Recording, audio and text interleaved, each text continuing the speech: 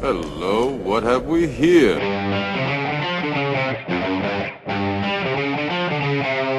You're wrong. Damn! What the hell was that? Game over, man. Game over. You're wrong. You finished? Well, I didn't think you had it in you. I'm your huckleberry. Greetings, boys and girls, lemurs and squirrels, and welcome to the Week in Geek. Yeah, there's one right behind you. A wholly owned subsidiary of Free Range Idiocy, wherein we present our midweek dose of geekery for you, top people. Oh, God, he's going for the belt. Sit back and relax as we scrape the best news we found off the bottom of the interweb shoe and let you know exactly how we feel about it. As always, I am your Uncle Todd, and with me is the lead editor and chief bottle washer of the Week in Geek. I give you the man they call Tim, the champion, defending real world champion of our fantasy league. Yeah, soon to be what record? You know what? I'm just going to ride these laurels until someone takes it from me. So that's all I can do at this point, baby. It's just those laurels are made out of poison ivy. You're going to have the worst itchy bum hemorrhoid situation you've ever had in your life. Inflammation. I got the winged eagle right here, baby. And so, yes, I'm doing well. How are you, sir? You know, I'm pretty good for the shape I'm in. It's been a couple weeks. It has. Some things have happened. Yes. We have things to share. You've been jetting hither and yon, gallivanting, as it were, across two hemispheres. I am the real world traveler, ladies and gentlemen. Styling, profiling, jet flying, limousine riding. Did they have limousine waiting for you? Don't say kiss stealing. That's not happening. Well, I don't know. What happens in Colombia stays in Colombia. Isn't that what that saying Although is? I will say, when we stepped out of one of the restaurants, I will say that the gentleman who was doing the customs inspections, a little snug. No, when we were waiting for our driver. Basically, there was a phrase I have never ever said, ladies and gentlemen. I just want you to know. We're waiting for our driver, so I traveled to Colombia, Bogota to be more precise. And as we were leaving a restaurant, we had a transportation service that was going to pick us up. We're out there, and we got to experience two extremes. So on the one hand, we had some older gentlemen come up and start to play us a song, very much sounded kind of like a mariachi band. Of course, when they finished, they were expecting us to pay the money for the song, and we're just like, thanks, but no thanks.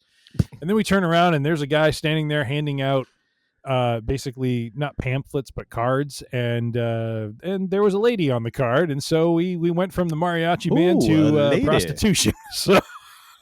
Just like, good Lord Almighty, where is our driver? Let's go.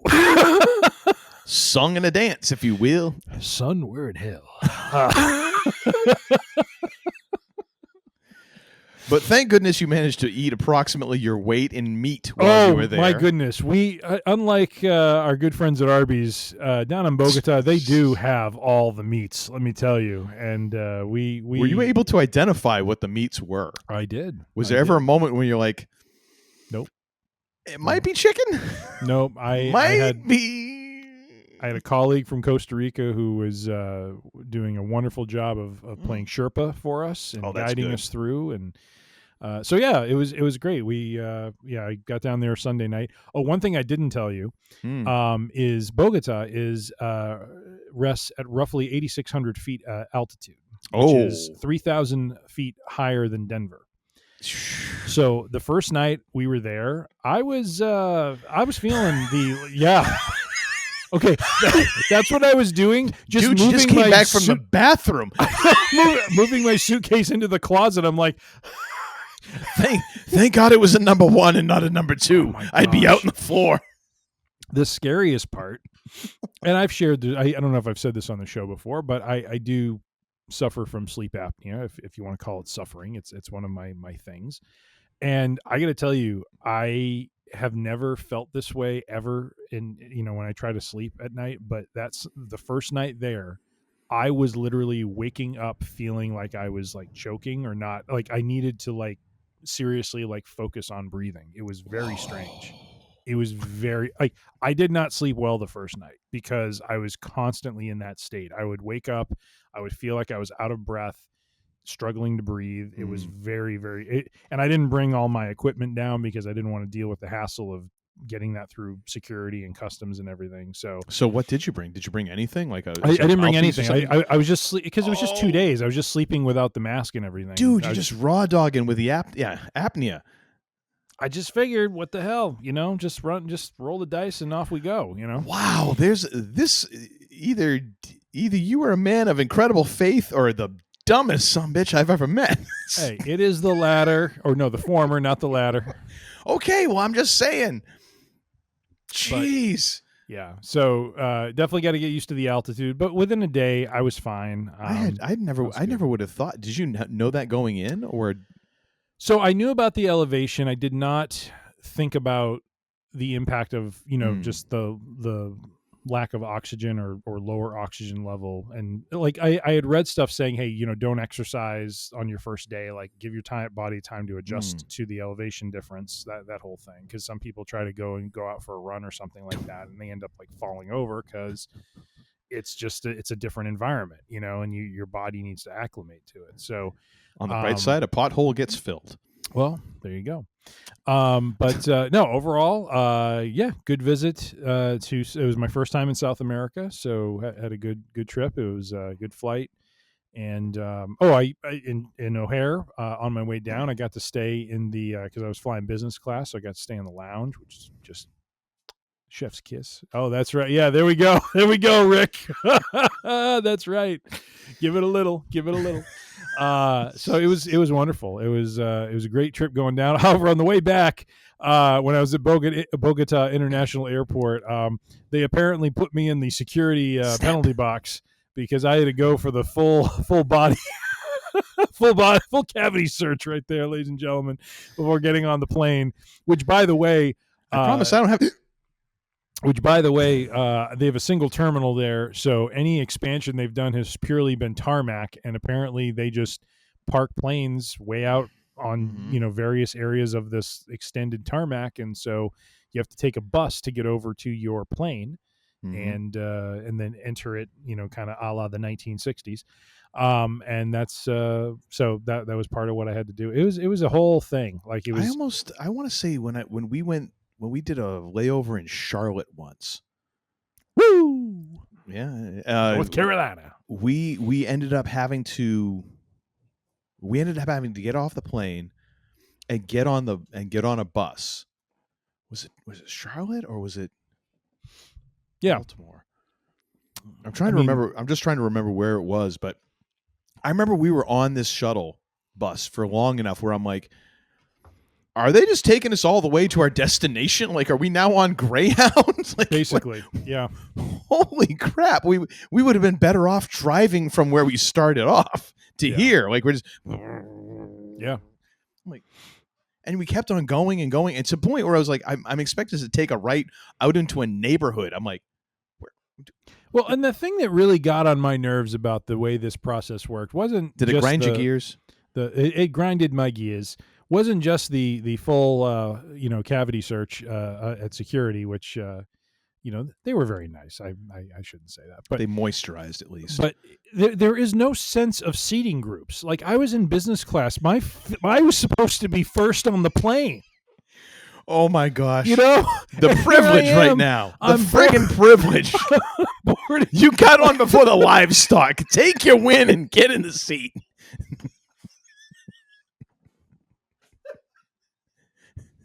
Just take your win. Sit your ass down. That's how it ought to be. I was not expecting the livestock. Friggin' first world problems. Ew, I wasn't in seating group A. Shut up. Sit your ass down. You're lucky you got a seatbelt for you and not just a piece of twine. Hold your ass in there. I'll tell you what, because the thing is, if you need the seatbelt, chances are we're all going down anyways. So the hell with it. Gosh. This is my new budget airline, Uncle Todd Air. Get in the friggin' plane. That's the tagline. Get the friggin' plane. No, that'll just be the announcement. That'll just be the announcement from the boarding crew. Get in the friggin' plane. Oh my gosh, I was not expecting that comment at all. Wow. Priority boarding to anybody who it'll be like that thing that the sandwich board chalkboard thing that you sent me, or I think we've sent it back and forth at least 3 times. Yes. Where it's like the restaurant where it's like if you order as Macho Man Randy Savage, you get 5% off. If you body slam the person you're dining with, you eat free. Yes. Like that's the thing. Like if you body slam your traveling mate, you get priority boarding. Everyone else, wait. That is hysterical. Bunch of marks. Yep. Absolutely. Oh my gosh. Wow. Where were we going with this? I was expecting you to get on the whole privilege thing as soon as I said that. I just wasn't expecting. I don't know what it was about the livestock comment, but that just hit the funny bone, ladies and gentlemen, as You're Uncle welcome. Todd is known to do. But yeah, good trip overall, and yeah, the food was incredible down there. Just like one of the restaurants that, like, when we first sat down, we just had like a bowl of like fruit we could pick at, to kind of start. There was coconut in there. I've never had like raw coconut before. That was phenomenal. How was it? It's very good. Very Was good. it? I'm assuming it had to have been a lot moister than like the shaved coconut that we Yes. had. What was it? What was the texture like? It wasn't super moist, but it was chewy. It was, and it wasn't like the coconut flavor was like overpowering. It kind of almost was like, as you're chewing it, you start to feel it kind of toward the end of chewing the whole piece. Interesting. So it was interesting. Mango. That was the thing. My coworker was saying, like all these fruits that, yes, you have them in the States, but they're fresh here. Like it's like having seafood, right, in New England, right? Yes. And versus Chicago, it's like you have the seafood fresh right there, out of the water. And so yeah, no, it was just phenomenal. The meats were incredible. Empanadas, plantains with mozzarella cheese melted on them with a little bit of shredded beef and some chimichurri on top. It was phenomenal. Had a drink. It was vodka mixed with this fruit called Lola, I believe is what it's called, or Lolo, something like that. But very, not like super sweet, but just it was a very, very good drink. And it's a fruit that I don't believe we get up in the States in any sort of like abundant capacity. I mean, maybe there are some. You said it was like with the slushy ice, the real crushed ice. Like, yeah, it was imagine kind of like a slushy almost. Yeah, that's key because I mean it's got to still be hot down there, right? Actually, because or we're is it so winter high there? up, because we were so high up, it was probably highs in the 70s, lows in the 50s. Okay, so it wasn't too bad. It wasn't too bad. So very nice. So yeah, good trip. Got put through the paces on my way home, but I got through O'Hare Customs in record time and continued the rest of my work week. Put through your paces, an interesting way to say that someone like tickled your appendix from the opposite end. I mean, fair enough. But yeah, that was my trip to the Southern Hemisphere. I crossed the equator. On the plus side, my prostate clean checkup. I don't need to go to that this year. There you have it. But we move on from my travels to we again. It's been a couple weeks, and we need to review some action in our. Oh, so we're going from South America to hell. Okay. We have weeks 3 and 4 to review. We do. It's been 2 weeks. It's week 5 right now, though. It is week 5. But we covered week 3 because we only didn't record last week, so we already talked about week 3. It's week 4 we cover, and then we're talking about week 5 as well. Okay, I stand corrected. Hold on. Well, I don't want to go any further back into the misery than I have to. I had the numbers wrong. It's 4 and 5. Good Lord. All right. Josephine, if you want to go ahead and talk about your team.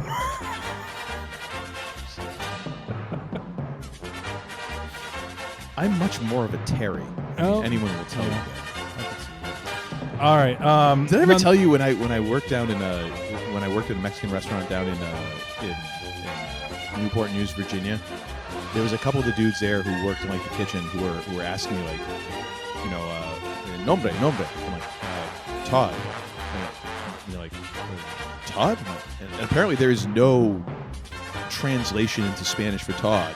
And they thought for a second, they looked at me and they're like, Tito! And I'm like, sure. Why not? And Why so not? from then on, I was Tito at the Nice. restaurant. And I was like, sure. So Tito, Terry, that's... Anyways. Well, going back to week 3, Uncle Todd secured himself.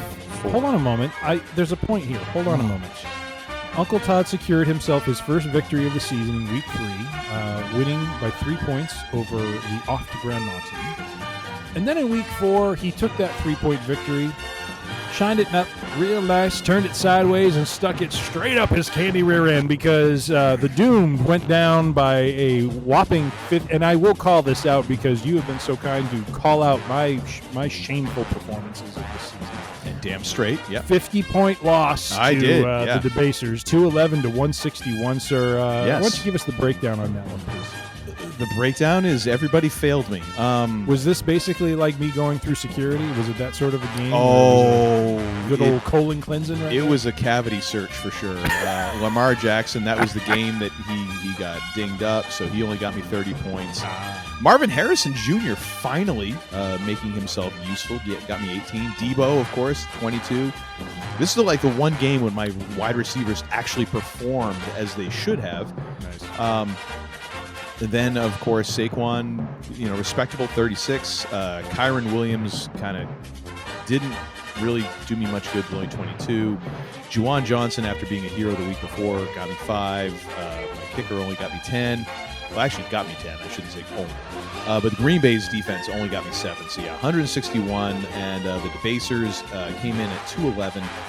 It just was not good. He had Mahomes. He also had Christian McCaffrey and Josh Jacobs, who are all just balling out. Plus, Houston's defense got him 18 points. So, what are you going to do about that? But you, sir, did not Old-fashioned fare. ass whooping is what that was. And how did you do in week 4, sir? I didn't lose by 50. I'll say that much. I lost by 20, but I didn't lose. There by we go. 50. There was a loss is a loss and a win is a win. That's right. That's right. Yeah, my team, best in the world, went up against the Orchids of Asia, and I came up short. I thought I was going to be able to pull something off here, but the theme of the season is the mediocrity that is my team and my players not being able to post up any sort of consistent numbers on a week-to-week basis. My starting quarterback, Jared Goff, paltry 29 points. In our league, a high-performing quarterback would be somewhere in the 40 to 55 range. And you had Tua on the bench at 35, so at least that would have been something. It would have been something. It would have been something. But, yeah, 29 points from Jared Goff. T. Higgins, a paltry 6 points. He under-delivered for me. Devontae Adams, though. What are you going to do with a guy named T? Delivered the. Hey, T. Higgins was killing it last season. I am basically suffering from a number of players who are taking a downturn this season, and there's just no, I think, pulling up from this as we have 10 teams. No. Most Captain of the America, you're going into the ice. Most of the talent is absorbed into all 10 teams, and so really anything you're getting from free agency is just going to be pure luck if you happen to catch someone who's jumping in for someone who just got injured and is having a good run. But Devontae Adams put up 15 points. That's respectable for our wide receivers. Khalil Shakir of Buffalo, 17. He had been underperforming for a few weeks, so it was nice to see him post some points. And then we get to the story of my team. This is the reason my team is going to not do well this season. We are week 4. We're a quarter of the way through the season. Derrick Henry has had one too many underperforming games, and I do think we are seeing the downturn. We are seeing the demise of the man who was once the truck that was posting 40 to 60 points easy every week.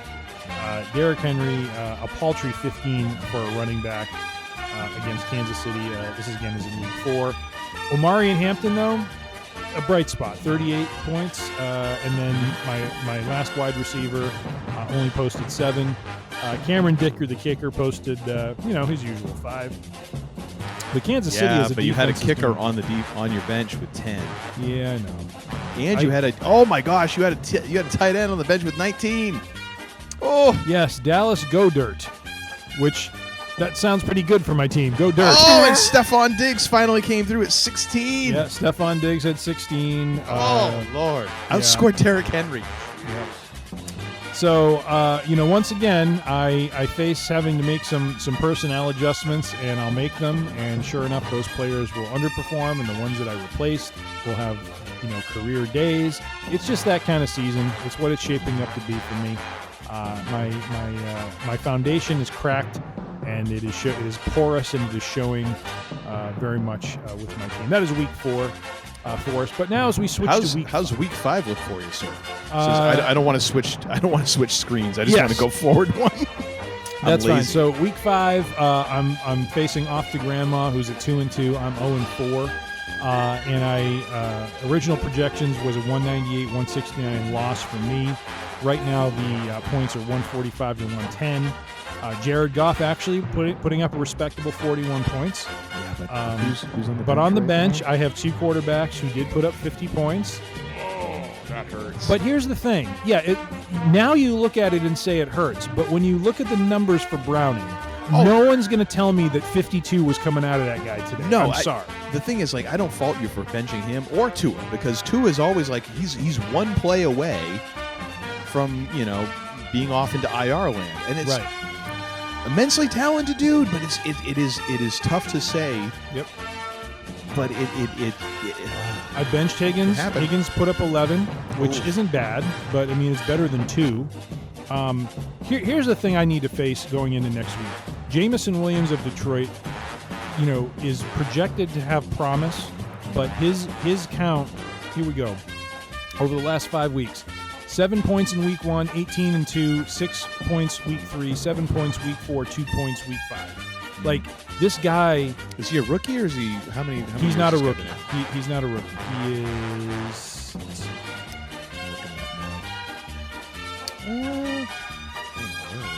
Career stats, he's a 4th year.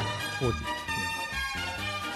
And it was kind of a buyer beware situation, because one of the predictions was that he isn't thrown to a lot, but when he is thrown to, he is explosive and he has a lot of yards, and he did very well for them last season. So this is kind of my story, is I'm trying to base my decisions off of the history of last season and what they did, thinking they're going to carry some of that momentum into the season, and literally no one is doing that. I mean, he's off pace from where he was. So he had 91 targets last year. He has 20 this year. Yeah. Not good. And he had 1,001 yards last year and 7 touchdowns, which then you extrapolate, okay, if he's targeted 20 times, seems like he's targeted a little less at this point in the season. Yeah, I mean, he's not that far off that he couldn't make a comeback, but it's tough to play that game. Yep. Oof. Yeah, that sucks. So, and then Devontae Adams is kind of my, really my rock right now. He posted 13 points. And then Derrick Henry, he did better than last week, but 24 points instead of 15. I mean, this is not what he should be producing. This is not what I used my keeper on. I kept him because I expected to still get the same numbers. Dude, 15 rushes for 33 yards. Yeah. That's piss poor. This is what we're dealing with right now. Omari and Hampton, unfortunately, he only put up 24, but he also left the game in a walking boot, which isn't very good. So, yeah. Wah, wah, wah, wah. Yeah. So I got, I have, let's see, what's his name? Khalil Shakir from Buffalo. I have Hollywood Brown from Kansas City, and I have the Kansas City defense remaining to play. I have confidence they are each going to put up 40 points to lead me to victory. First victory of the season over off to Grandma. All they have left is Jared Allen, who I predict, or Josh Allen, I'm sorry, of the Bills, who I'm predicting is going to go down in the first quarter, cementing victory.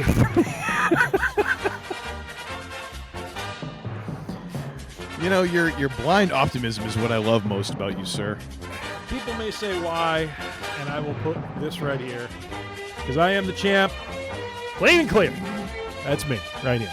Alrighty, you might. How about you, sir? What about your? There's those stories of worst to first. I've never heard too many first to worst stories, and you're showing one. Hey, right on paper, it was a respectable team. I did not know they were going to perform so freaking poorly this season. Unfortunately, it was toilet paper. Right What now, is your team doing right now? Another 50-point loss for you guys, or what? This thing has bounced back and forth. Like the original projection was I was going to lose by 2, and then it was for a little while this afternoon. It swung to where I was a 60% lock. Now it is swung back and is projected 213 to 206 loss for me. Right now it sits at 213 to 164 because everybody has played except for my quarterback, which I am going to. God help me, ladies and gentlemen. I am starting Drake May for the first time this season, which means he'll score 10 points. I'm sorry, every Patriots fan out there. I apologize in advance. Marvin Harrison Jr. Dude, he's for the first 3 weeks he was 50 plus, and then he did 40 last week. I mean, come on. I know, but that's the thing. And I had him on the bench because I had Lamar Jackson, and then Lamar Jackson was Calvin Ridley put up 18 for you. I know, that sumbitch. However, Marvin Harrison Jr. once again coming in with a solid 13, which is good compared to where he's been, which is useless for quite a while. Debo coming through with 23. I want to make sure. Rashid Shaheed, bit of a pickup off the wire this week, coming through with 21 points. Because I hit a point this middle of the week. I was like, every wide receiver on my roster is either on a bye or questionable. I am so screwed. I couldn't figure out anything to do. So I picked up Shaheed and then Juju Smith-Schuster. And it looks like, I don't need him right now, which is good. But Shaheed getting me 21. Saquon Barkley, 23 points today as they took the L in Denver. However, Kyron Williams coming through with a 44 off of a 66-yard rushing performance with a couple of receptions and a TD. Ty Warren, which was Tyler Warren. Threw him in at wide receiver, which I'm glad I did over Juwan Johnson because he got me 14 points. A kicker got me 6. And then New Orleans defense, ladies and gentlemen, a waiver wire pickup because Green Bay is on the bye this week. 20 points. Cha-ching. So, yeah, I just need Drake May to just absolutely fracking ball out tonight against Buffalo. And everything will be great. Everything is awesome. I am so screwed. So yeah, I'm going to keep this up live, and as we're recording this show, and then as we record the next show, you'll just watch me slowly descend into madness. So, hey, something to watch for. Anywho, yeah, the Doomed living up to their namesake. They are. All right, well, that is our Tales from the Fantasy Gridiron weeks 4 and 5. Moving along. Did I send you the video where it's about the Blue Angels doing an unexpected flyover of a 49ers game, and John Madden and Pat Summerall were on the call? Yeah. I will send that to you, and I will also put it in the show notes. It is phenomenal. Okay. It is great because it is one of those deals where it is, if you've ever been in any kind of leadership role and you kind of have someone on your team come up with an idea and you're like, this is totally I don't want to just crush someone's dreams. Let me try and build them up. Okay, you handle that. Yeah, let's see what happens, isn't it? And then, crap, it happened. Now, great. Now I've got to figure out how to implement this thing, and the way that goes, you will resonate with this. So I'll put that in the show notes. Go ahead and watch that. I'll make sure I send it to you so you'll Thank you. Out of this. Thank you. Where are we off to next? All right. Well, I was actually looking at players to potentially pick up for next week, but moving along. There's none. Trust me. Well, I was trying to talk you into Geno Smith, and now he's my backup. Hey, talk to me about any trades you want to make, sir. If there's anyone on my roster who's a shining star that you want to pick up, let's talk, all right? The only one that I wanted was Omarion Hampton, and he's in a boot right now, so I think I'm good. Oh, you owe me for Debo. You stole Debo from me. I don't owe you, Jax. You stole Debo. Thief.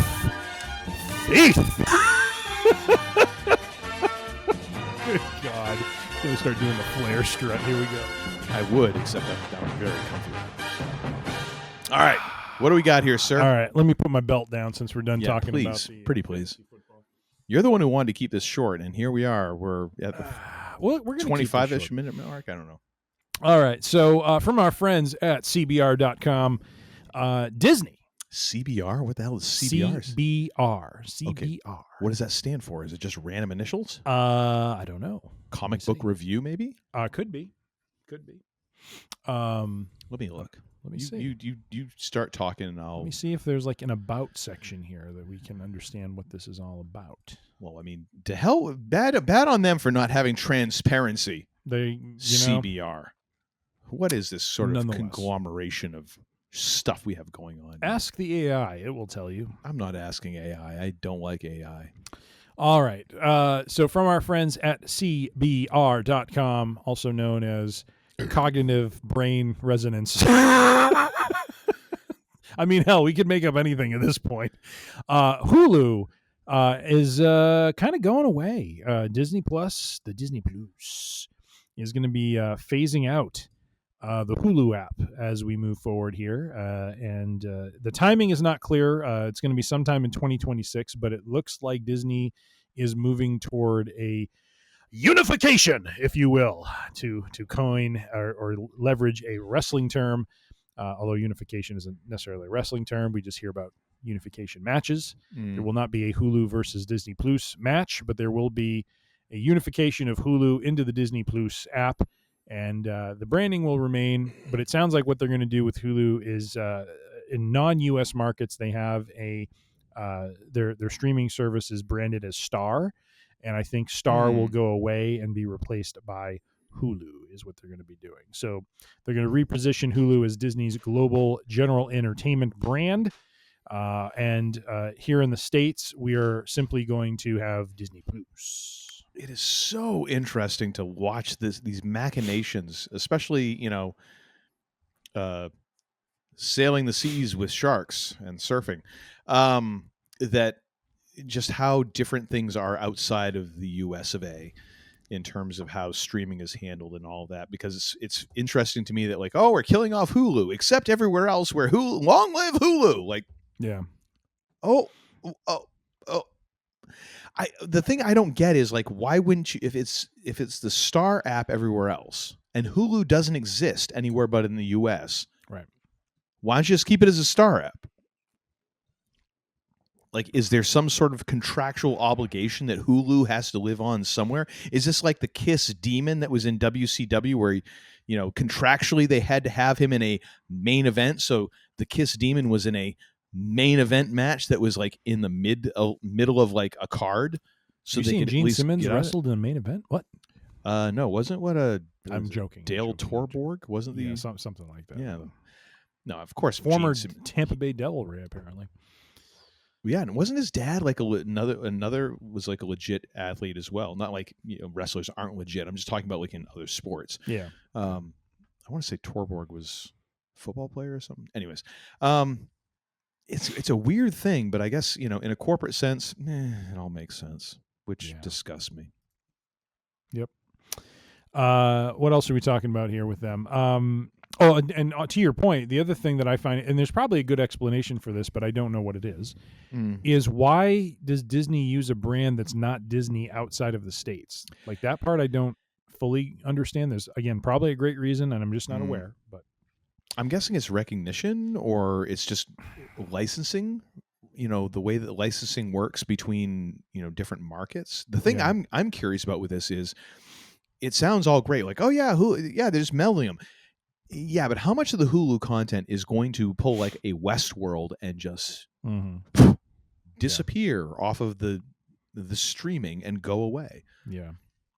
Like, this is another reason why I am very seriously considering picking up my old DVD habits and grabbing physical copies, because I'm kind of getting sick of this whole like, oh, where is it hopping around to now kind of thing. Well, I did in our pre-production meeting, I did piss and moan a little bit about this with I have a desire to see the Oceans trilogy, which I do believe I own on DVD, but I'm too lazy to, I definitely have it on DVD. Yeah. I think I do. Those are essential. Moneyball, Social Network, Girl with the Dragon Tattoo. Like those are 6 movies that I have not seen in a while that I really enjoyed. A lot of them are David Fincher.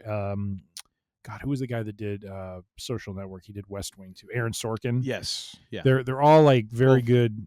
Is there a Fincher? Fincher's only like would be the Girl with the Dragon Tattoo because I it think was Fincher Soderbergh was the Ocean's movies. Right. Yep.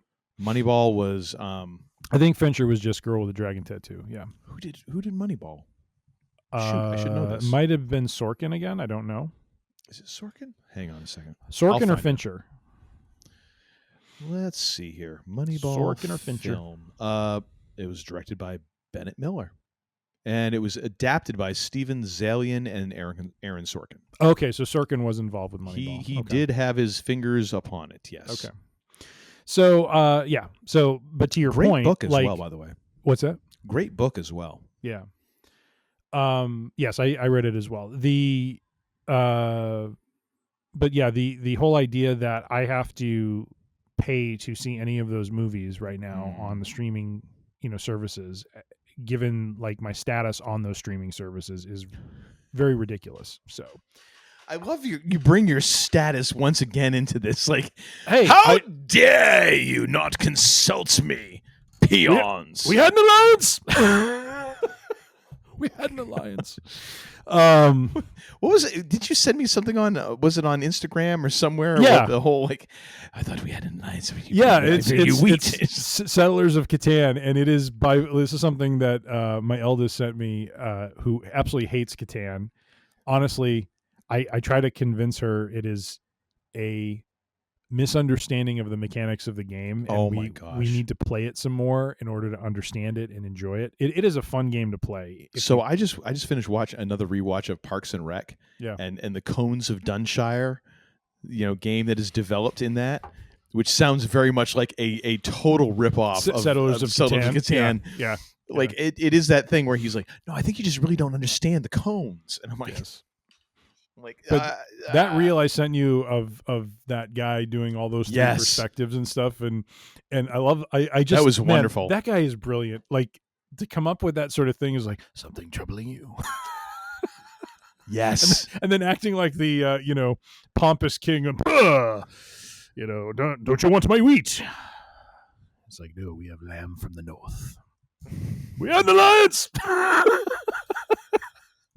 It's kind of a conversation I figured you and I would have at some point. In fact, you brought up the livestock that sent me reeling at that earlier, not too long and ago. There you have it. All right. One note on Star is that it has served as the brand for Disney's more adult-oriented or general entertainment content. So I think things that are outside of the Disney brand have been labeled Star internationally. So I think Disney is still representing Disney internationally. But replacing it with Hulu kind of consolidates Disney's branding globally. So overall, this seems like they're shifting in a direction with their streaming to have less fragmentation and just more, unified reach. Basically, moving in this direction of a unified global streaming strategy. So, in other words, this is something that makes lawyers really excited. No one else. Basically, okay. That and maybe the technologists that have to unify it all. But yeah, no, they're not excited. How do you know? I'm guessing they're probably just like, son of a bitch, I've got to dig into this code. This person, who even wrote this code? It's work. True. True. These days, I think anyone would be happy about that. It's a living. It's a living, and the AI is not doing it. Woo! So anyways. All right. I'm sorry, AI overlords. All right, now our next article from ScreenRant.com, our good friends and a major part of my portfolio, ScreenRant.com, ladies and gentlemen, is the Mandalorian and Grogu. Over these last 2 weeks, we had a trailer come out. We did. That we have not talked about yet. And so I have included the link, sir, and embedded in the article is a link to the official or a video player to the official trailer that we can start right there and then. I thought we would do it is a 1 minute and 30-second trailer. I thought we could do a quick run through of it. Not quick, but I mean, watch the trailer and chat through it. Sir, are you queued up? I am. I had to go through the ad first, but I am queued up now at 000. All right. are you? I am now as well. So I Oh will wait, count they it don't down. allow you to skip ads with you in your portfolio? No, I'm good. I have no. I don't have any ads. It's part of the portfolio. What the hell? Of course. All right. All right. Count Here us we go. down. 3, 2, 1. Off we go. The beaches. Oh, the razor. Oh, It's returned. It's returned. getting the vapors. Oh my gosh, with the sight. I absolutely just seeing this scene of like them doing reconnaissance on a stormtrooper like on an Imperial location. I'm like, oh, this is what I live for, baby. This is what I live for. This is what I love this Mando for. Is all this cloak and dagger. Sigourney. Ridley, what you I doing love here? this. I love this. She's like, whoa, player. There's a lot of Ridley in that moment right Oh, there. yeah. All she's missing is like the cigarette. Okay. I am very much hoping this is Nar Shaddaa when he was like drop kicking that guy. I will explain more after we watch the trailer, but it is so awesome to see the Razor Crest. And apparently we have a hut that Jacked is hut. Yeah, no kidding. He's got the rifle, ladies and gentlemen. And apparently he's choke holding some sort of creature. And there we get the upward view of the AT-AT, and not only is she fallen, but she's fallen down the chasm. Oh yes, I love the title. It looks very comic bookish. You know what I mean? Almost like Indiana Jones like in some ways. Oh, Grogu's got some good shot, baby. That's what we need. We need Coach Beard. Coach Beard. Nice shot, baby. All right. What do you say, sir? Mandalorian Grogu trailer. Are you bullish, bearish? Let's put it this way. As bullish as my personal trainer was on the new Taylor Swift album, that's how bullish I am on this. Oh, wow. Yes. No, I'm in. This looks like it's going to be a fun flick. It's going to be a good ride. Yes. I am so in. So in. Oh. Absolutely. I am as well.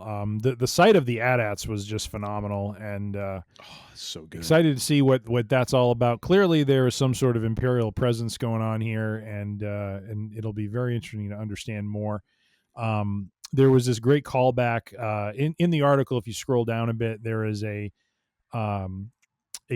piece of art concept from Ralph McQuarrie that is referenced, or you see in the actual trailer, of this sort of upward shot of an AT-AT that is being attacked by a snowspeeder from Empire Strikes Back. And it seems like they have taken a shot of that perspective. I think in this case, this concept art was when the snowspeeder was kind of flying around to, basically tangle the legs. And so anyway, so it's just kind of interesting that, they kind of work that angle in. I don't know that this angle existed in Empire, because I feel like everything was like kind of top down. Well, you wouldn't have been able to get that upward angle on the models the way they were doing it. That's true. Yeah. Like the only upward angle we got was, I think, from Luke's perspective when he, kind of did his little, tow and cable thing to get up there. Yeah. But otherwise, yeah, we did not get that perspective. So, but very excited. It was great to see, see the old gang together. And by old gang, I mean Mando and Grogu.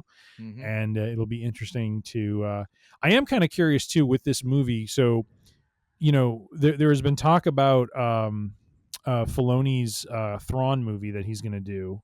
I think he's going to do a movie, Heir to the Empire. And that it has been rumored it's in some ways going to be like Star Wars's version of Avengers Endgame. So I'm kind of curious if we get a little bit, not the main thrust in this movie, but we get a little bit of Thrawn in there. Like there are things afoot, and part of what he's tracking down is some of the,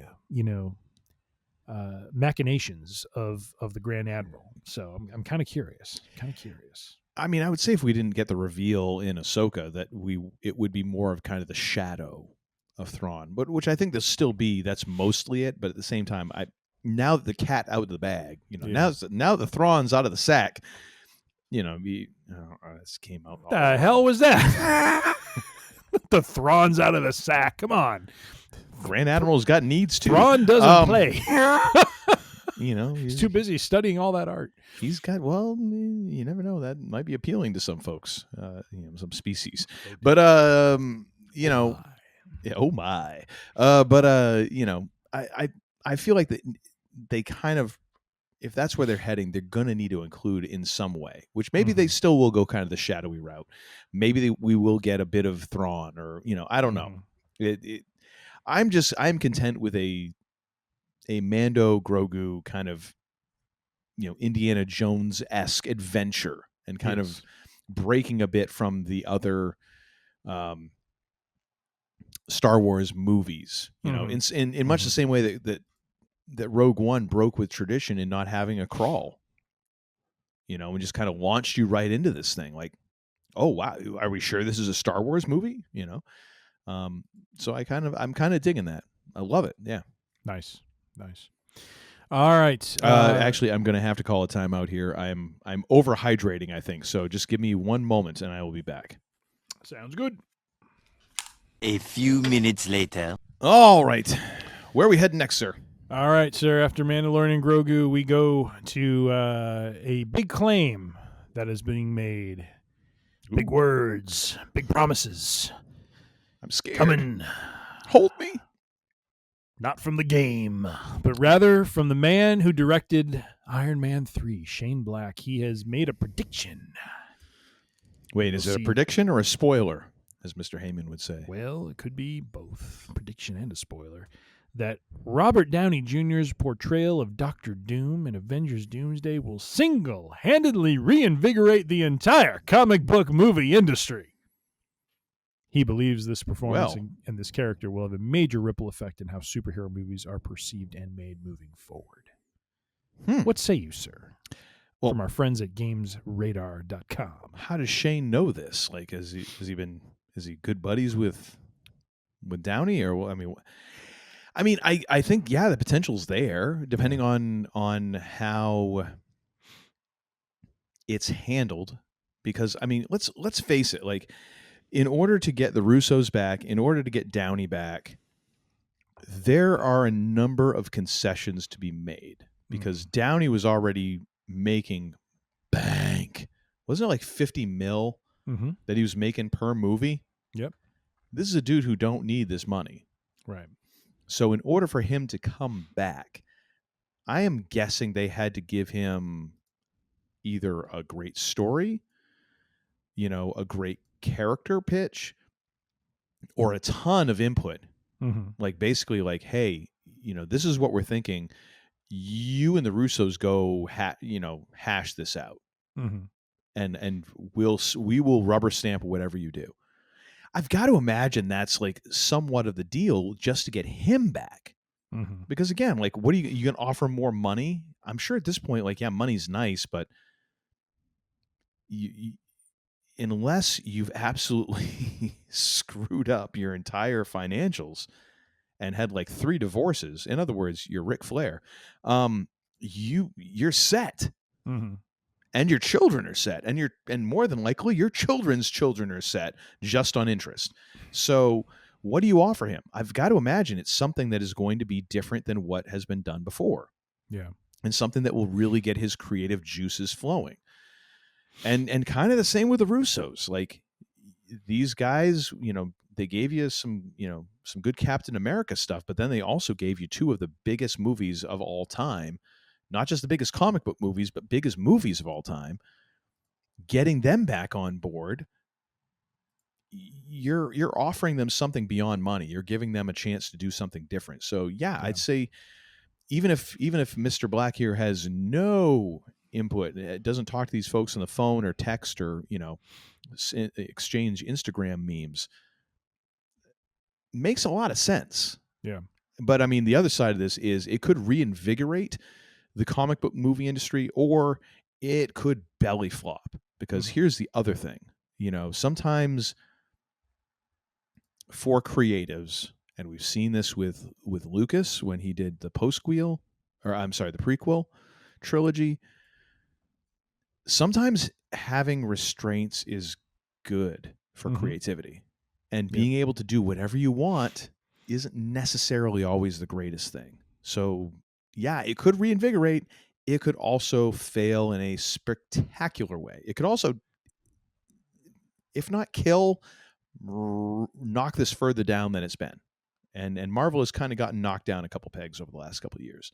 So there's a bit of a dark side to Mr. Shane's prediction. What do you think, sir? How do you see this thing shaking out? Well, according to the article, when you ask like how he knows this, he admits that this idea might initially sound cynical, using a big name going back to the well, but he insists it will work and that this casting and incarnation of Doom is bringing something fresh and compelling enough to change the stakes. So I don't know if he's read something or heard something, but he seems to feel very confident that this approach is going to inject something new into the mix that has maybe been lacking. And so I'm kind of curious why he would say that, but of course I don't think he can really speak to it, especially if he's aware of the script or the plot or whatever it might be that is motivating him to say this.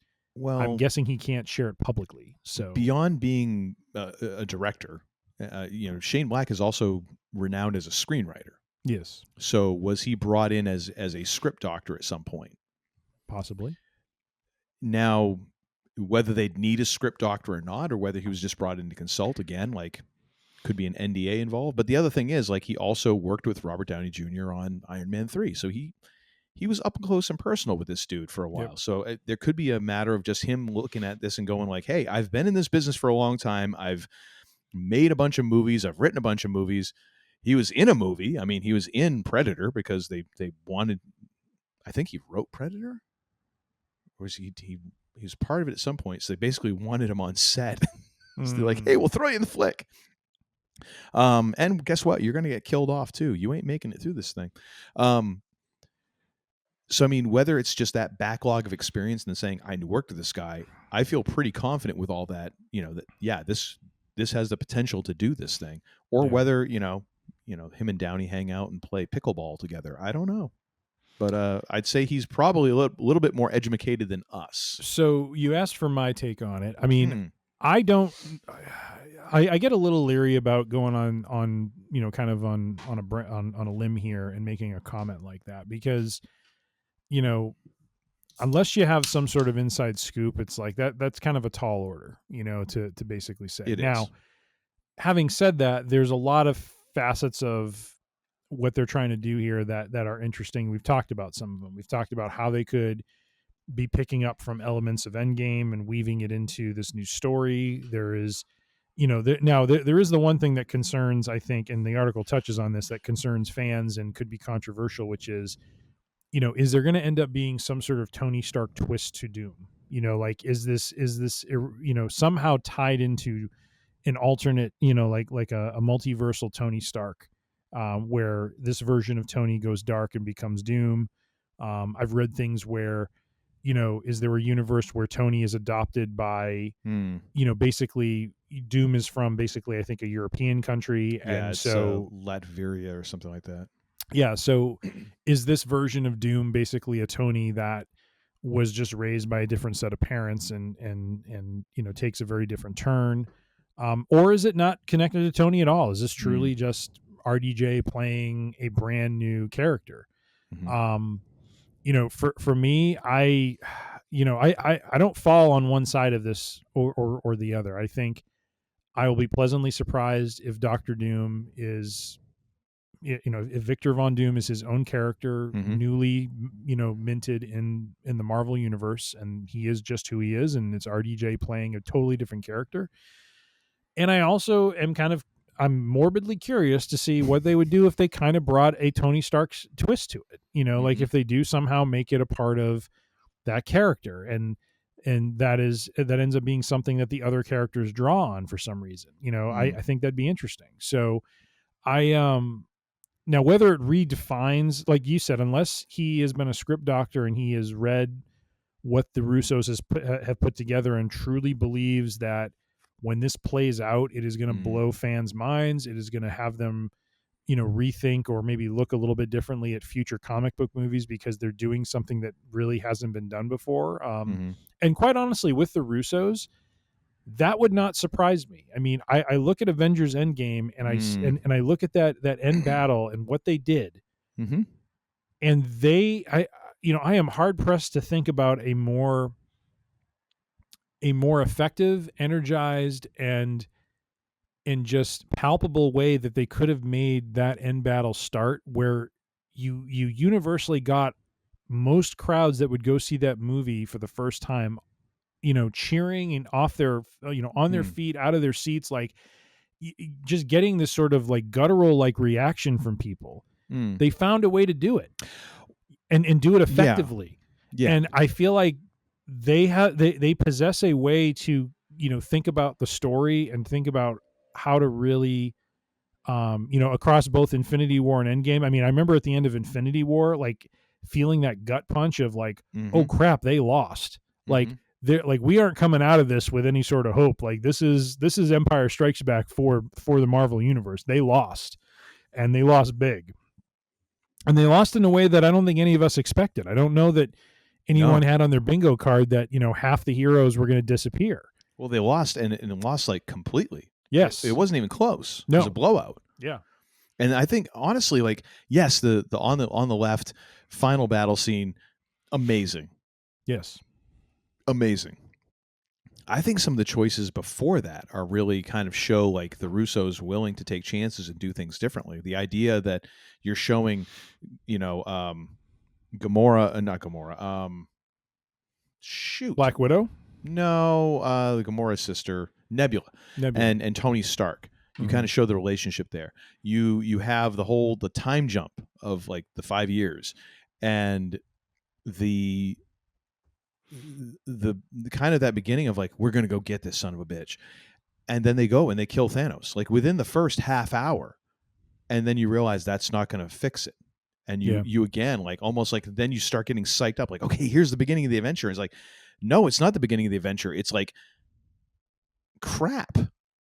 Well, now what? Like, how are we going to fix this? To almost like be like, hey, that gut punch we gave you? Here's another one to go along with it. Like, they're not afraid of doing something like that. And that's kind of a bit different than what you're used to in most sequels, where you're expecting a resolution and kind of an upward trend in that arc, Yep. No, and to my point though as well is that they can tell a focused story. Like I look at those two movies and I think about how other and I don't know who specifically, but maybe in any other director's hands, it becomes a very convoluted and overly bloated sort of story. And there was a focus to the way they told that story in both of those movies that I can only feel is matched by Tony Gilroy in doing Andor. Like that sort of focused storytelling is rare. And that's where I feel like if Black has in fact, seen the script or has some sort of inside knowledge and is making this statement, then, of course it only amps up my excitement to see the movie. If he's just saying this off the cuff, like just because of it's RDJ and I think they're going to do something really cool with him and it's just speculation, of course, then, it's no better than me saying that. Right. I mean, I have no knowledge. He has no knowledge. I think it is better because again, like we don't know Downey. We've never met him. We've never worked with him. We don't see how he thinks and what his process is in building a character and how much input he had into that movie. But you have to admit the comment being made knowing what the script is versus the comment being made just based on the experience of RDJ are just two different things. You know what I mean? No, it totally is, but it's still like I think this is where people can get kind of confused because again, it's like a bit of the, and I don't want to link to a greater problem in our society here, but it is a bit of the death of expertise. Like Shane Black isn't just like a dude, like, and he's not just a dude who's been in Hollywood. Like this is a dude who's been in Hollywood and sold scripts. He's directed movies. He has seen a lot more of this industry than we will ever see. And that's not like besmirching us. That's just, this is his chosen vocation and what he has spent his life doing. So his opinion on this, especially considering he has worked in the Marvel cinema. Again, if he hasn't ever done a superhero movie, never worked for Marvel, never talked to Kevin Feige, I'd be like, okay, yeah, he's on the outside. this is a dude who has been part of this story. Mhm. He's worked with the person that he's talking about on a movie, who is the principal actor in that movie, at a time when Downey would have had a lot of input into what is going on in that movie. And he could stop and be like, hey, I don't really like this. Mhm. And you have to sit there and go, okay, well, either tell me something else or how do I make you like it? So I look at that like, even if he hasn't read the script, he still has a lot more knowledge in this than we ever will. So I will grant him Mhm. a lot more benefit of the doubt in All right. that circumstance. All right. I hear you. Smelt, All felt, right. and dealt. Seen, felt, smelt, dealt, and quelt. All right, moving on. Our last item. We're going to make a last minute switch up here from, just basically soaking in the fact that we are old and decrepit. We will revisit this in our next Week in Geek, but we switching from Star Wars and from Marvel over to the world of professional wrestling. We had a couple things happen over the last 2 weeks. One of them not so much, happen. It's been kind of ongoing for the last, month and a half or so. First one, this will be a real quick hit, and then we'll talk about the thing that I know Uncle Todd really wants to talk about. But Well, there is only one way. but I have absolutely enjoyed the interchange, conglomeration, if you will, Making change of Kari Zane, Asuka, Io Sky, and Mommy Rhea Ripley, or I'm sorry, Rhea Bloody Ripley. Yes, please put some respect on that Put name. some respect on that. Otherwise, she just might choke you out. Well, fair enough, and take my titles in the process. But nonetheless, absolutely been loving the heel shtick that Asuka has been doing as of late.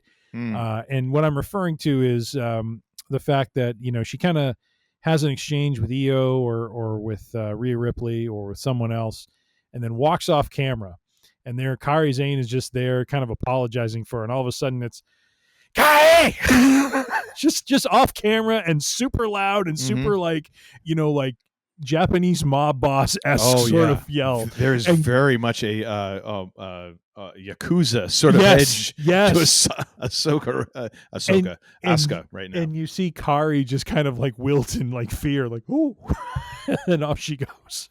Dude, have you seen any of Asuka's matches since she's been back? I have. She looks sharp, dude. She does. Not like she ever didn't look sharp, but I mean, it just to me feels like there is an energy of je ne sais quoi. Yes. Which is weird to say. I'm going to use a French phrase to describe a Japanese wrestler, but there is a little extra oomph to what she's doing right now, and I'm digging it. Now, I'm not so much digging the millipede thing across the face. That's a little creepy for me, but whatever. Now I know that she has definitively turned on Io. Io and Rhea are now kind of a turned them into Smurfs. Has Kari also gone full on heel here? I thought, like, I haven't finished the Raw where this happens, but I thought I had seen or read that Kari is kind of showing like mixed emotions with what Asuka does to Io, and then she just full on starts beating the crap out of Io. Are we talking about this past Monday? No, two Monday. So basically, the Raw after WrestlePalooza is the one. So Mommy got the blue mist night after WrestlePalooza, and then this past Monday, Io winds up getting the blue mist.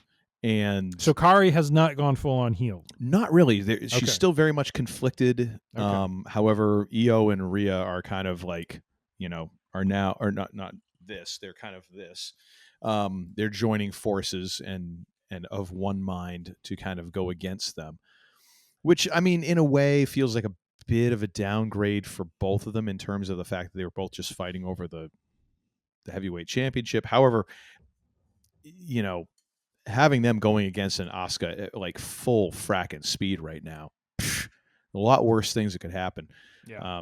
And I'm this is going to be an insane tag match when it happens. I'm so freaking. Actually, no, isn't it happening at Crown Jewel? Crown Jewel, which you knew they were going to have to get Rhea in. I mean, if they We'll didn't get Rhea involved, Perth is going to riot. Uncle Todd and I might be eating the Fruit Loops in the early morning here while this event is on. I might be watching this at 8 a.m. like some eggs, bacon, and coffee. You're texting me over here like, oh, you watching at 7 a.m.? I'm like, dude, I am in the gym. Not to go too Hulk Hogan here, but I am clanging and banging in there with the and just like Hulk Hogan, pythons. you're lying about the weight that you're pushing up. Well, and fair enough.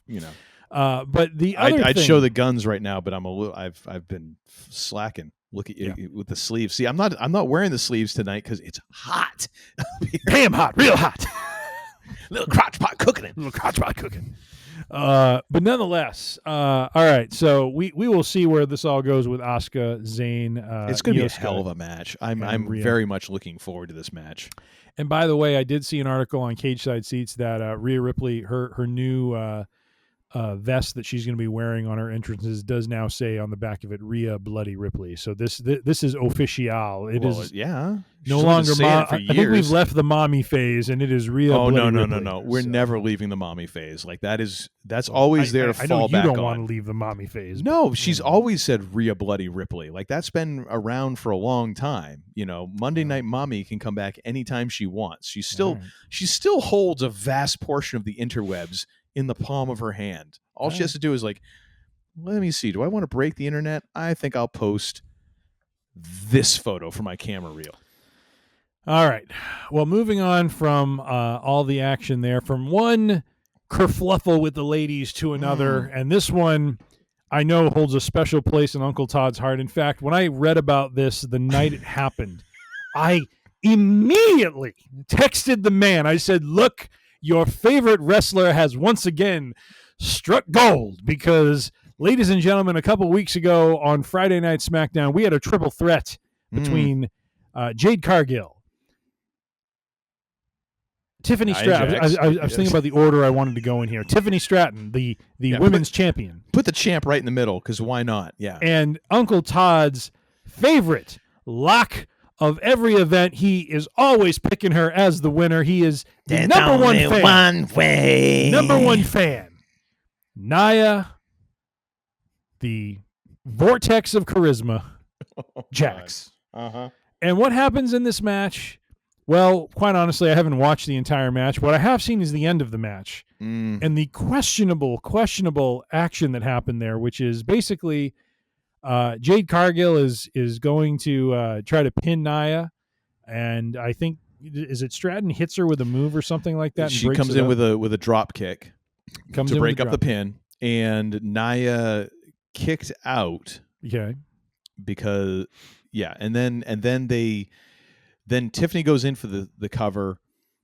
Referee goes to count 3. Nia does not kick out, and the referee holds the count. Yes.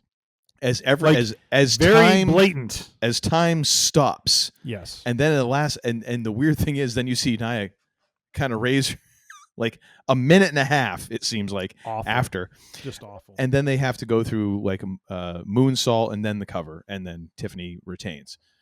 Yeah, it was a janky botched finish for sure. It was very much a take you out of the reality of the moment sort of thing. And sir, what I mean, you hold the special place in your heart for Nia Jax, or you have, just kicked her out altogether. But nonetheless, well, what is your reaction to this? Because this is yet another notch in the belt for her of how many different ways is Nia going to just continue to screw up along the way here? Okay, so here's the thing.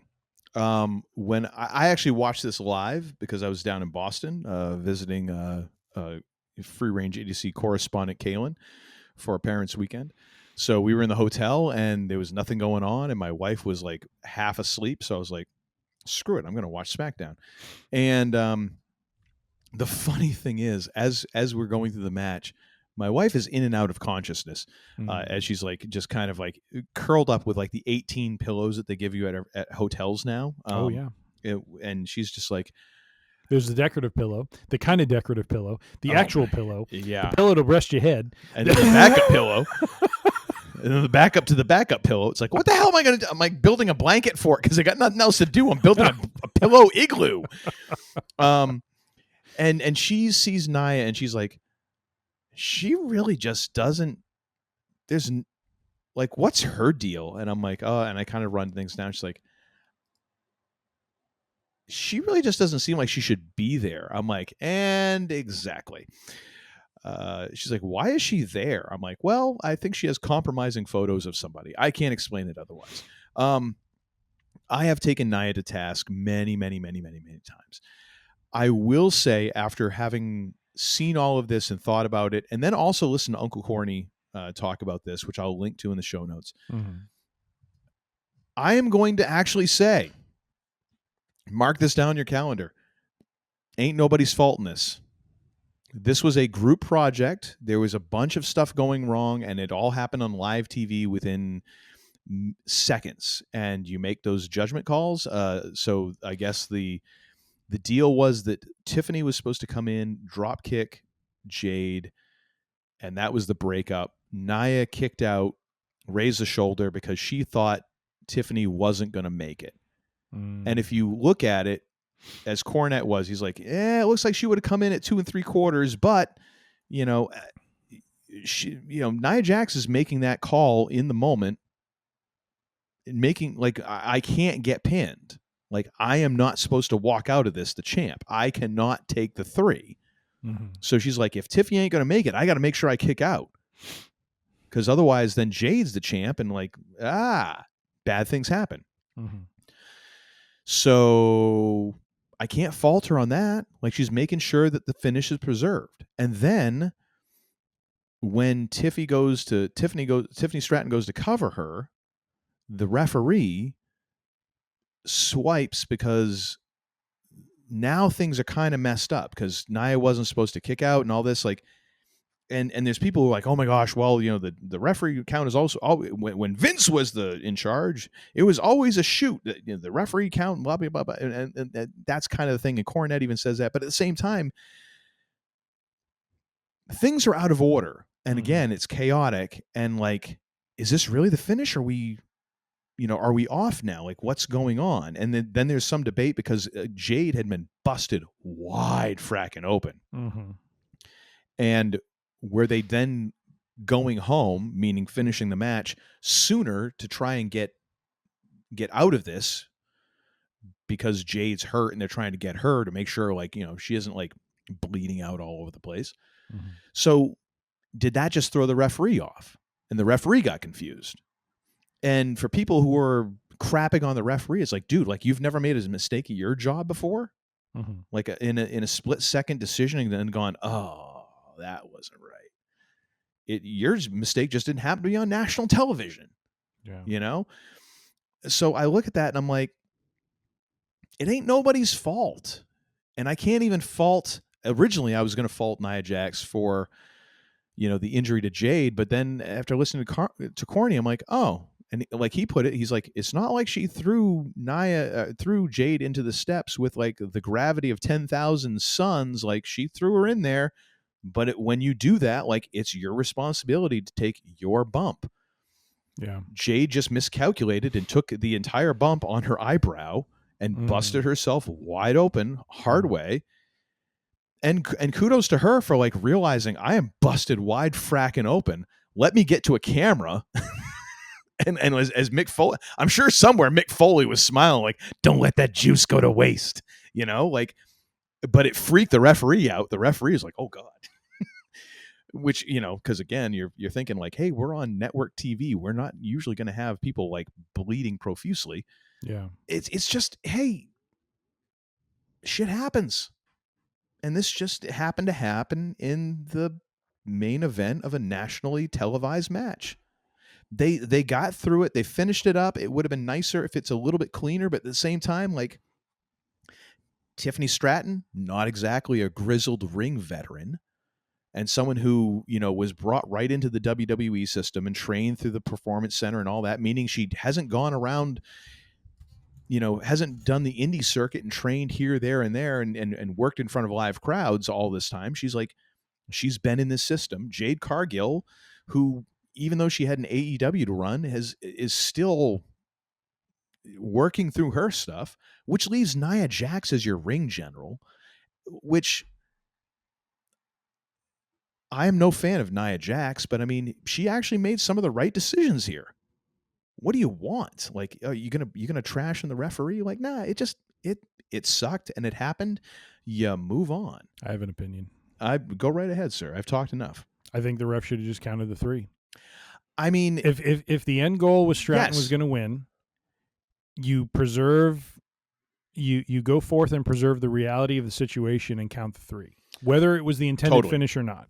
Yes, that's what she should have done. Now, if it was reversed, if Nia was pinning, Tiffany, and the finish was Tiffany was to go over, I understand the hesitation because you don't want to make a call that is going to give the champion, or give the belt over to someone who it wasn't intended to be given to. Yes. If she counted 3 when Jade was pinning Nia. Right. Yeah, totally. But in this scenario, given that Tiffany was supposed to come out, as champion, there was no harm, no foul, no loss if you just count the 3. Because the right person ends up with the belt. There is still a story they can probably spin off of that because of the fact that, Stratton was stealing basically the pin from Jade. So it kind of forwards that story. Yep. So that's where I do put some of this on the referee because I feel like, and I know it may seem unfair, but I do put some of it on the ref. I do feel like Nia throwing the arm up late is just kind of weird, but I get it in a way because she's probably trying to salvage something, but it was so late in the process that it's like, why would you even do that? Totally. And I'm not trying to say like the referee is without blame. Totally. Yeah. But to me, like from the extremity of what some people are saying online, and granted, people say a whole lot of crap online that they should just like they should be forced to be then like trucked into that person's house and be like, oh, so now that you're on that doorstep facing this person face to face, go ahead and say that thing word for word that you said online. Oh, you don't want to? Go figure. I feel like I agree. I feel it's one of those deals where when you come back to the curtain, it's Triple H being like, you should have counted here and this and that. Don't worry about it, just next time, do it that way. It's that sort of thing because like there's so many things that are moving in that, and there's so many ways that this got kind of janked up, and it's like people make mistakes, It's one of the rare occasions why I'm going to absolve Nia Jax of all. But it's one thing to do it. It's one thing to do it on a house show. It's another thing when it's like not. It's a live TV broadcast of the show, and that's where I feel like I'm going to play devil's advocate here a little bit. Which I'm shocked because I figured you would be the one dumping on Nia. Well, but I just feel like this to me was a major thing because it's like you start to show parts of the business this way, and I know that sounds silly because we have things like the Netflix special and they're pulling the curtain back more and more on some things, but in terms of just watching the show and being kind of absorbed into the world of wrestling of WWE and its universe and so forth, this was to me very very much an exposure of that business in some ways, and I feel like it's just like you've got to just kind of go with what you have, play the cards you've been dealt. The ending wouldn't have been any different because it was Tiffany, and just count the damn 3. And Nia, don't put your arm up, just take the pin. It is what it is. And it forwards the story of Jade and Tiffany. And so to me, that's where I kind of fall on it. And where what bothered me a lot was just the, like, and again, I don't mean to sound like the old crusty guy here saying back in my day, but I will say going back to the 90s and ladies into the 90s and stuff like that, you never saw those sorts of things happen. Like there was a discipline, there was a, at least on the live TV and the pay-per-view events, you never saw those sorts of things happen. Really? I mean, how much of how? Are you kidding me? You're going to give me the luck argument here. Like, these are professionals. This is their job. It is, but I'm just saying, like, how many times, and I think of this for myself as a graphic. Okay, I'll pull back the curtain here a little bit on myself. I am a graphic designer by trade. I design, advertisements and various things that go into print. I know I'm still, as if I wasn't enough of an old bastard. I'm now working with old media. What? I have sent things to print, not just once, but multiple times. And I'm not saying multiple, like in hundreds, but like more than once, more than twice, probably like 3 times. I have sent things to print using a stock image that I mocked up with like the downloadable, like here's the, low resolution version with watermarks saying it's a stock image. I've gone to print with that. Because and that's stuff I'm not quite sure how that's the same. And that's stuff that I've double and triple checked. All right. And it just slipped by me. And then I have to go back and correct. And I go back and I make sure I purchase the license for the photo and all that, because I want to do it the right way. I want to make sure, whoever uploaded this gets credit for it and gets the the licensing fee or whatever shekels they get for it. And there's times that like I've had to say like, hey, yeah, I screwed up. I do this day after day after day. And I can say that, there before the grace go I, the fact that my mistakes aren't on national television, but they are mailed into people's homes. And I know they're going there with a fracking watermark because I just blew it. And I ask you, like, how many times have you had a mistake that you're like, whoo, I'm glad that wasn't on final release, or I'm glad that didn't go wide or whatever. And sometimes it just does. It comes down to like, it just didn't happen. And whether it just didn't happen because the people in the ring, like the workers who are having the match, or the referee, or whoever's talking in their ear, like you're dealing now with like a lot of moving parts, and there's 2 inexperienced people in there, and one person who, even though I'm absolving them of blame, I don't necessarily think they're the greatest ring general, and the person who you want running a match involved.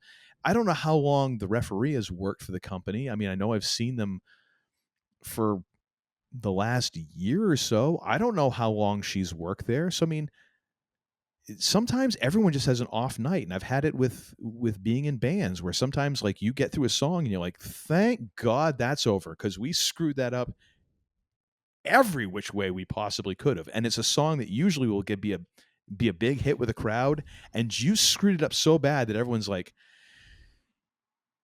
maybe we gotta get some more mozzarella sticks, and it's like there's no applause.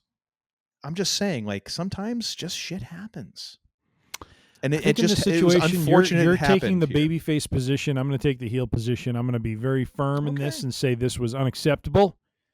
I like my product polished and professional. And I'm going to say shame upon them all, but mostly the referee, because she should have just counted 3. I don't disagree, but hey, stuff happens. Indeed. Are you going to take us to the next segment? No, I was wrapping it up. You kind of acted like there was something else that was coming. No, I summarized my feelings. I said, hey, I'm the heel in this. I'm going to take the firm position that this should have been a polished, professional presentation. It was not, and I'm disappointed, and I would like to see an improvement in the product moving forward. Well, you go ahead and you write that on a postcard. And by the way, when I'm on business class, I expect to be on the plane first. And not 50th, damn it. You were ahead of the goats. Take that win and go. A couple of billy goats nipping in your heel. All right, what do we got next here? Come on now. All right. So what do you got for And Another Thing? A recommendation for our listeners and viewers. My And Another Thing is actually a recent happening that I shared over on the Facebook social media, and probably need to share over on Instagram, which is usually where I hang out.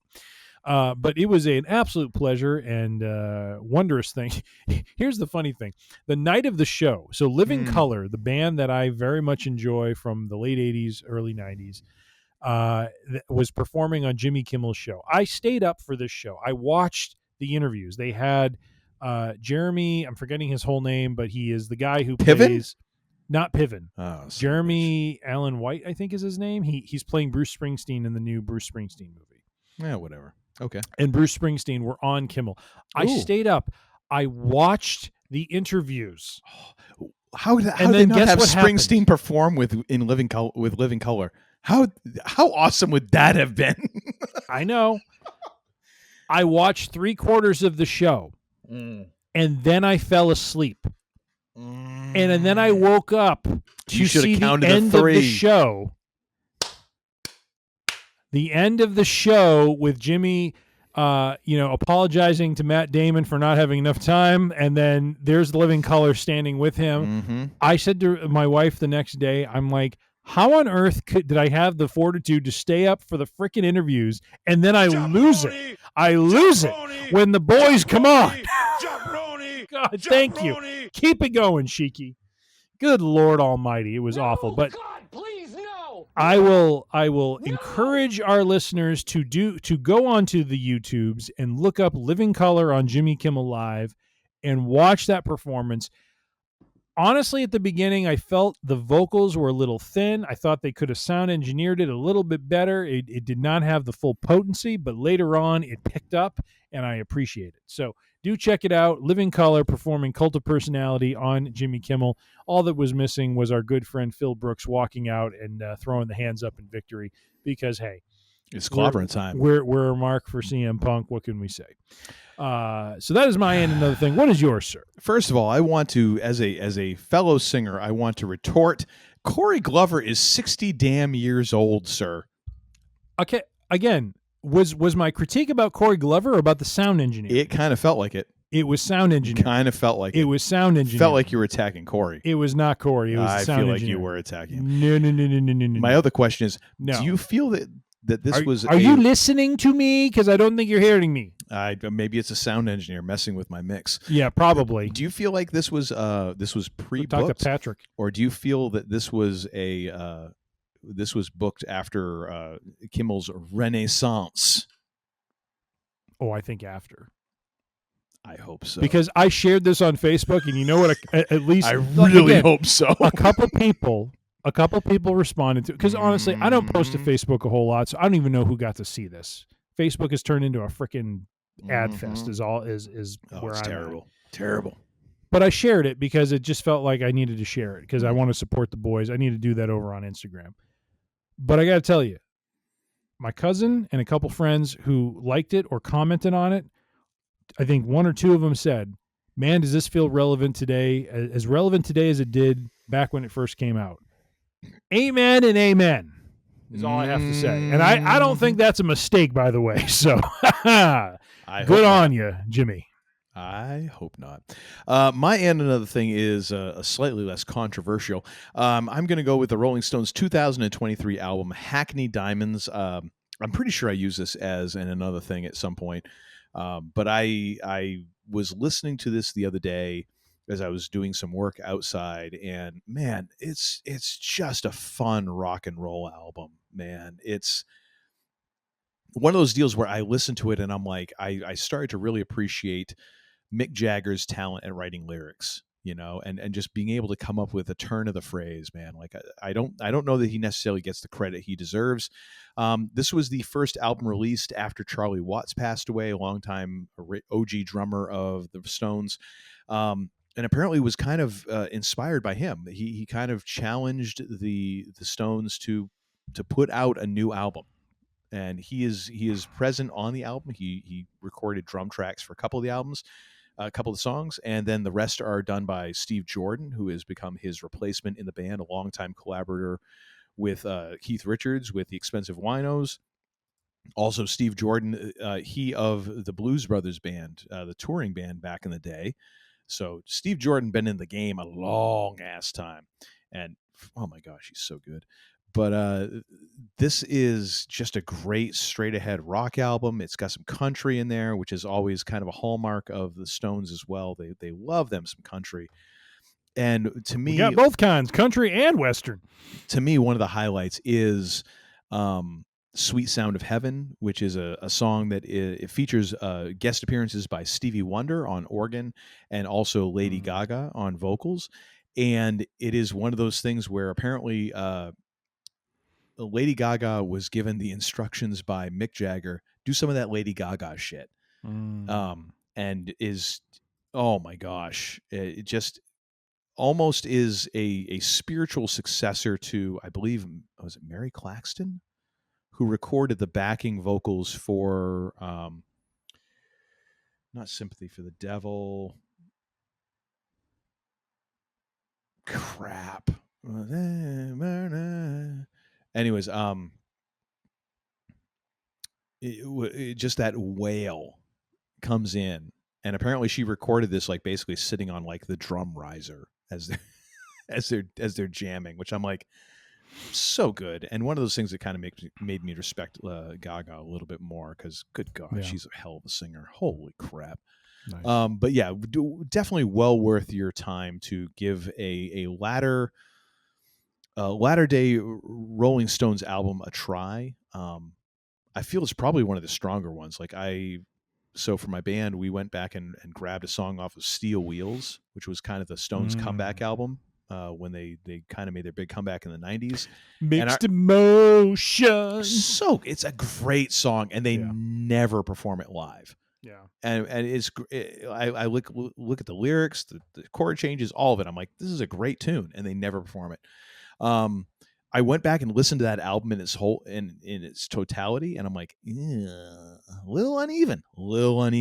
Hacking Diamonds, much better overall album, much better overall listening experience. So give that one a try when you have the chance. And can I throw in one quick thing before we wrap up? Oh, why not? I've got a little more beer to have. Can you include a link, please, to the return of CM Punk to WWE? Because if you ever want to see like Living Colors, Cult of Personality with one of the biggest crowd pops you've ever freaking heard, that's the one to watch. So I know we talk a lot about the AEW one. That also is impressive, but let's just do the WWE one because, hey, that's where we invest our time. What was that? Survivor Series 2003? 2023. All right, I will throw that in. And now, ladies and gentlemen, it's time for us to call it quits here. Thank you all for listening. Thank you to all the members of the Free Range EDC congregation for joining us here. Go to freerangeedc.com to download all of our episodes individually or wholesale, if you will. You can find us on podcast purveyors of fine repute. We are on Apple Podcasts. We are on Spotify. We are on the Pandora. We are on Amazon. All of those and more. Search for Free Range EDC. We're pretty sure there's no one else claiming to be us, because why would they?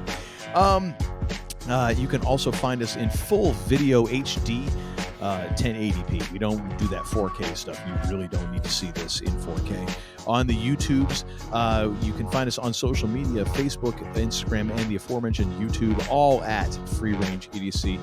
If you have any questions, comments, concerns, send those to Tim at freerangeedc.com, and we will get back to you forthwith, if not sooner. And now, ladies and gentlemen, it's time for us to take this home. The man they call Tim, do your thing. Yes, suspect. You don't know what your reputation is in this town, but after what you tried to pull today, you can bet we'll be looking at you. Yeah. Good day, ladies and gentlemen, and until that day comes, beer. Now get the hell out of here!